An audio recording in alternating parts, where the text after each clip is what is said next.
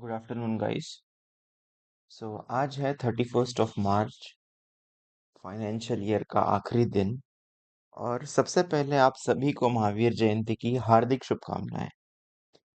अपन अपना एनालिसिस चालू करने से पहले एक बार देख लेते हैं कि मार्केट में कल हमने क्या एनालिसिस किया था और क्या उस अकॉर्डिंग मूव्स आई है, और अगर आई है तो क्या, जैसे मैंने आपको ट्रेड लेने के लिए कहा था कि आप पुट साइड में ट्रेड ले सकते हो, अगर आपने लिया हो तो वो भी देख लेते हैं। ओके।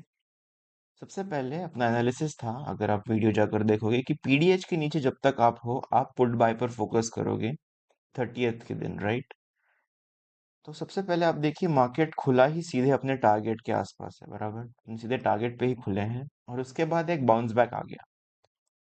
जैसे कि अपन ने कहा है कि पीडीएच के नीचे जब तक आप हो आप अपने टारगेट के लिए काम करोगे, क्योंकि ये एक टारगेट था, दूसरा मेजर टारगेट ही नीचे है। तो उसके बाद जब मार्केट ने यहाँ पर एक बाउंस बैक दिया है, यहाँ पर दोबारा सेल ऑन रैली करके यहाँ पर अपन ने 22,550 पुट में, जो कि मंथली एक्सपायरी भी थी, अपन ने ऑलमोस्ट 101 102 पर खरीद के 140 पर बेचा है, जब मार्केट दोबारा ये टारगेट नीचे हिट करने आया। तो अपना ऑलमोस्ट 40% के आसपास यहाँ पर गेन बना है। आई होप आपने भी सेम ट्रेड या उसी स्टाइल में कोई सेल ऑन रैली करके एटलीस्ट 25 to 30% तो प्रॉफिट बनाया ही होगा, क्योंकि ये श्योर शॉट ट्रेड्स होते हैं अपने।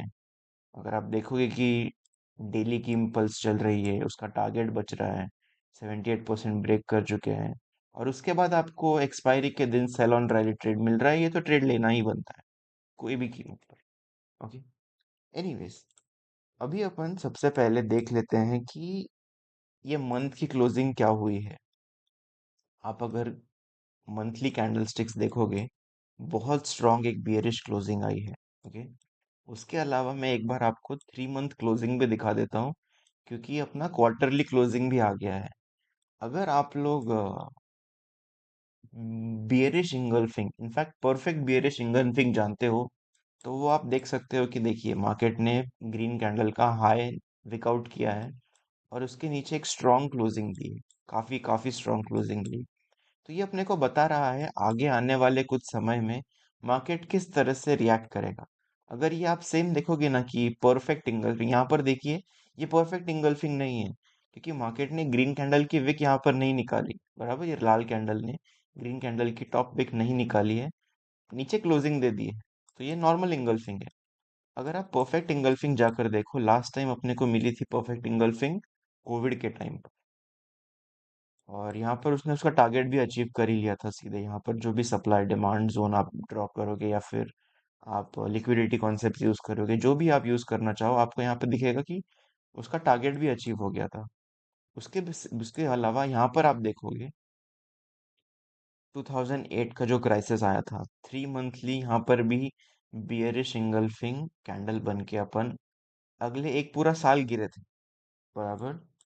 सिमिलरली आप देख सकते हो यहाँ पर भी सेम सिचुएशन अभी तैयार हो गई है, कि अपने को एक परफेक्ट बियरिश इंगल्फिंग मिली है। तो हो सकता है मार्केट अभी नीचे के लेवल्स टैप करने, अगर आप नीचे अपना एक्सेस टू जोन देखोगे, जिसका टॉप पार्ट आ रहा है 20,215, तो यहाँ तक हो सकता है मार्केट पुल बैक करके यहाँ से एक नीचे के लिए डाउनफॉल दे, और अपन 20,000 लेवल्स देख सकते हैं। ओके। सबसे पहले आप ये भी देखिए, अपसाइड के लिए यहाँ पर भी परफेक्ट इंगल्फिंग बन रखी है, तो यहाँ से एक बाउंस बैक आने की पूरी संभावना है। मार्केट यहाँ पर एक बॉटम बनाएगा, वीकली पर भी मैं आपको दिखाऊंगा कि वीकली पर क्या एनालिसिस मिल रहा है। तो मार्केट यहाँ पर एक बॉटम जरूर बनाएगा, और मार्केट यहाँ से एक रिवर्सल मूव भी देगा। वो रिवर्सल मूव क्या है, जब आप मार्केट यहाँ पर देख रहे हो डेली का, अगर टाइम फ्रेम आप एनालिसिस करोगे, ये जोन 24,378 से 25,116, ये जोन में जब भी प्राइस आएगी और आपको लोअर ब्रेकआउट लोअर क्लोज मिलेगा, आप सेल ऑन रैली के लिए जाओगे, इन द सेंस जो भी आपको पुल बैक मिला है वो अपन नीचे साइड सेल करेंगे। अगर पूरा नहीं करेंगे, भले ही पूरा पूरा मूव डाउन कैप्चर नहीं होगा, पर यहाँ से आपको एक काफी अच्छी डाउन मूव मिलेगी जब मार्केट दोबारा अपने इस जोन में आएगा। ओके।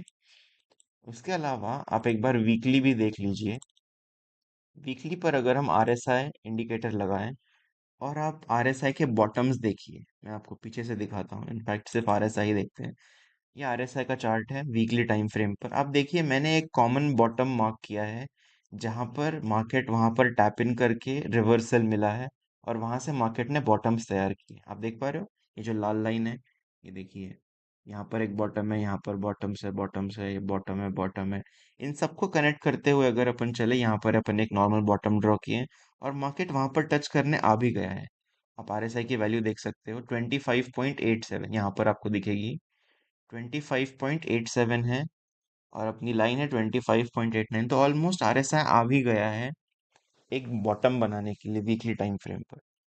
तो अगर आप मल्टी टाइम फ्रेम एनालिसिस देखोगे, वीकली कह रहा है एक बॉटम की पॉसिबिलिटी है।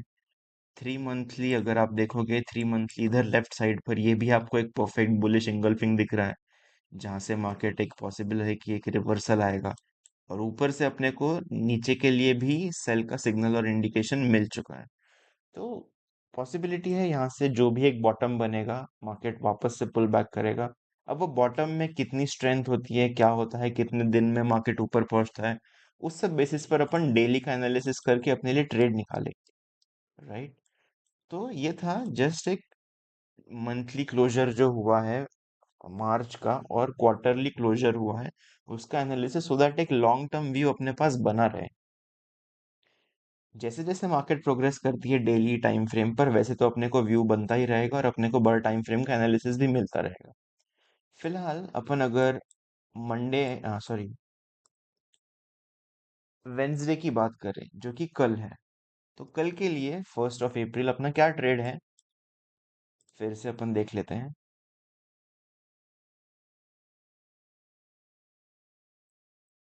अब पीडीएच कौन सा लेवल बनेगा इस कैंडल का हाई, जो कि है 30 मार्च का हाई आपके लिए पीडीएच। ओके। और सिंपल एनालिसिस है फिर से यहाँ पर कि ये देखिए इसका जो लो है ना इस कैंडल का, ये आपका टारगेट है। एक स्ट्रॉन्ग कंफर्मेशन मिला है कि ये टारगेट, ये लो दोबारा अचीव होने वाला है और ये लो टूटेगा भी। तो उस अकॉर्डिंग आप क्या करोगे, आपका एनालिसिस सिंपल रखिए। आप सेल ऑन रैली करने जाओ इंट्राडे में।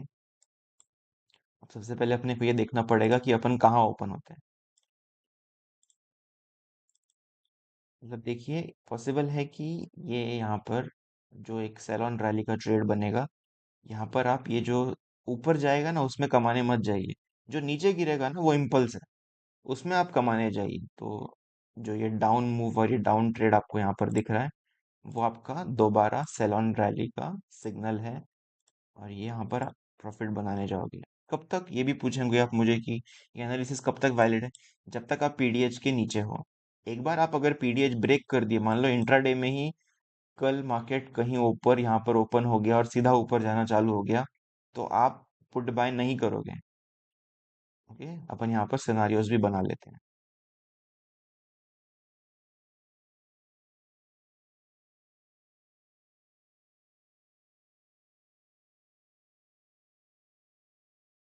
सिनारियो 1 है market opens gap up.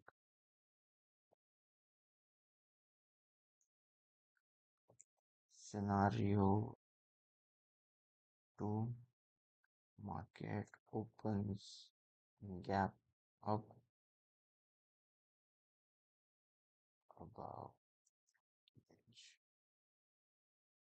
Scenario 3, market opens gap down. Okay.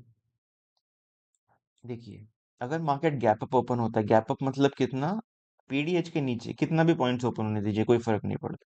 अगर पीडीएच के अपन नीचे हैं और अपने को डाटा, मेजर प्लेयर्स का डाटा और मार्केट स्ट्रक्चर बियरिश आ गया, आप सीधे ये टारगेट लो के लिए टारगेट करके ट्रेड ले जाइए।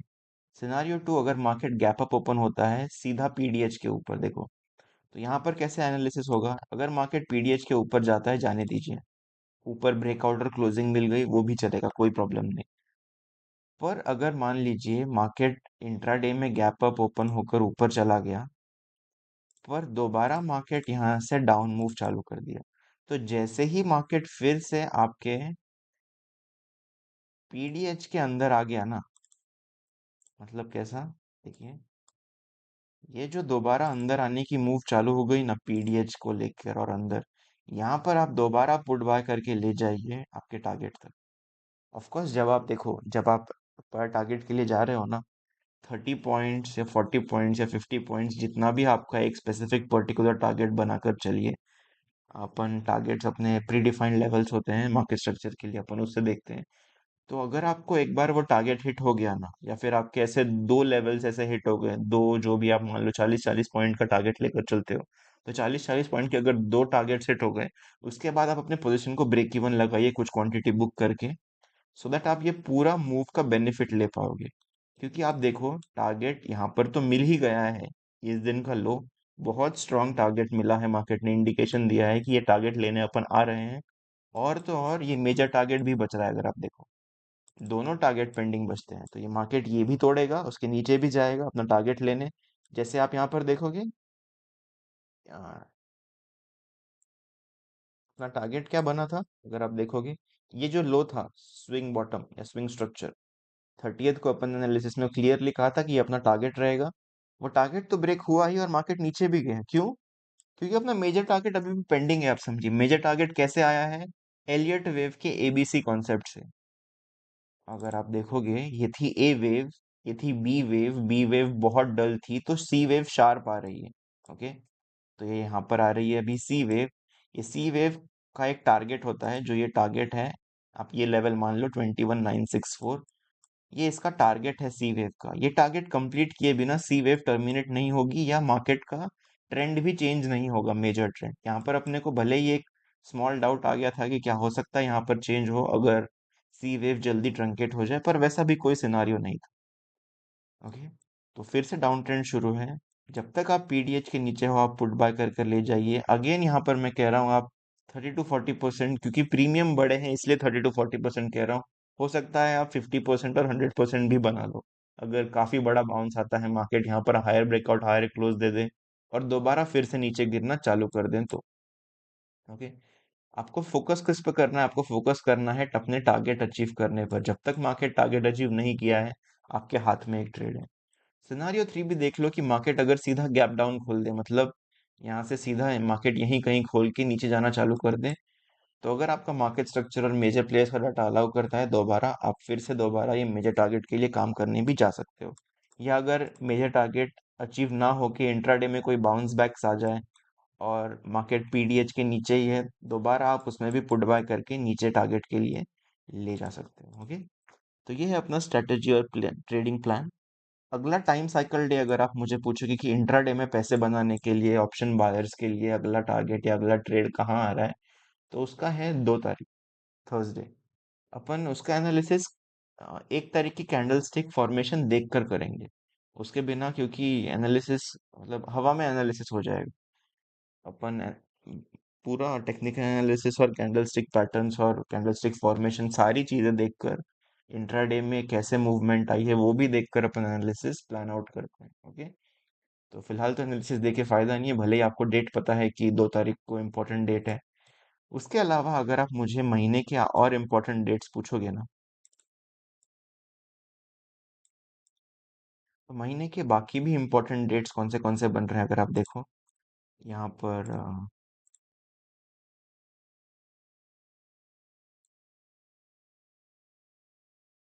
देखो, अगले महीने में काफी सारे इंपॉर्टेंट डेट्स आ रहे हैं। ये सारे जो भी आप लाइंस देख रहे हो ना, ये सारे हमारे टाइम साइकिल डेज आ रहे हैं अगले महीने में। जैसे कि 2 अप्रैल तो है ही, फिर 6 अप्रैल भी एक इम्पोर्टेंट बन रहा है, 8 है, 9 है, 10 है, 13 है, 15 है। इनफैक्ट 13 से 17 तो अगले महीने में एक पंचाक पीरियड आता है। जैसे लास्ट मंथ का भी आप अगर वीडियो जाकर देखोगे तो वहां भी और चैनल पे भी दिया है कि पंचाक टाइम फ्रेम आ रहा है, जहां पर आपको ऑप्शंस बाइंग के लिए इंट्राडे में वोलेटिलिटी रहेगी। कोई भी ओवरनाइट पोजीशंस कैरी ऑन मत कीजिए, क्योंकि पॉसिबल है मार्केट दोनों डायरेक्शन की मूवमेंट्स दे।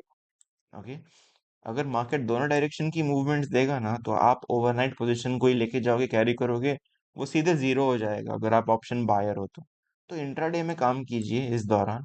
और ये सारे डेट्स जो है यहाँ पर टॉप्स और बॉटम्स बनने की फुल चांसेस है।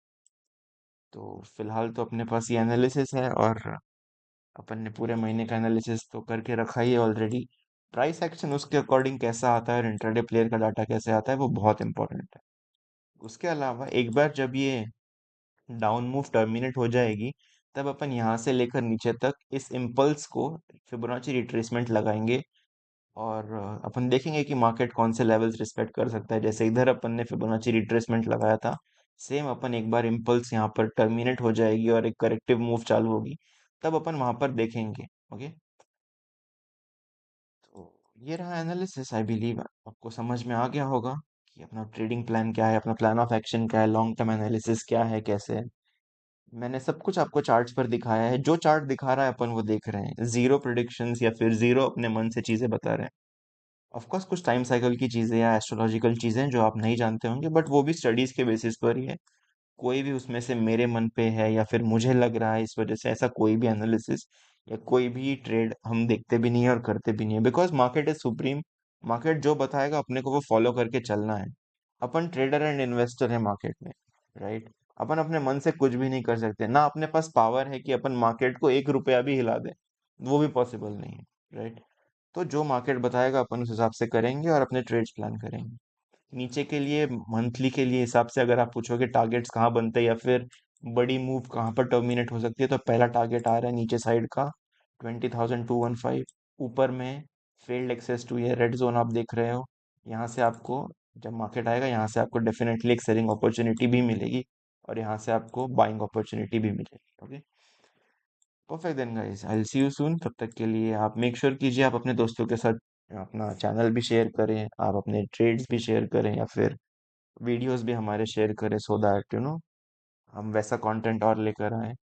एंड जल्दी ही मिलते हैं नेक्स्ट एनालिसिस वीडियो में। तब तक के लिए good luck and good trading. Take